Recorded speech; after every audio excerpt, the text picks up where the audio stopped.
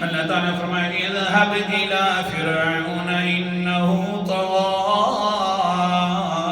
قال رب اشرح لي صدري ويسر لي امري واحلل عقدة من لساني يفقهوا قولي اللہ تعالیٰ نے فرمایا اے موسیٰ صاحب جی چلے جائیں فرعون کی طرف، بڑا سرکش بن گیا ہے، میرے حکموں کا باغی بن گیا ہے۔ جس وقت جانے لگے تو کہنے لگے اللہ جی دو اسباب کی مجھے ضرورت ہے، تم تو ما فوق الاسباب ہے اور میں ما تحت الاسباب ہوں۔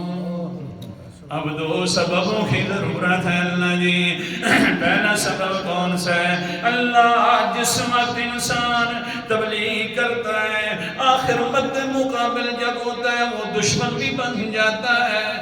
یا اللہ پھر فرعون دشمن بنے گا، مہربانی کر میرا سینہ کھول دے، جتنی بھی دشمنی کرتا رہے میں وہاں تیری تبلیغ بیان کروں۔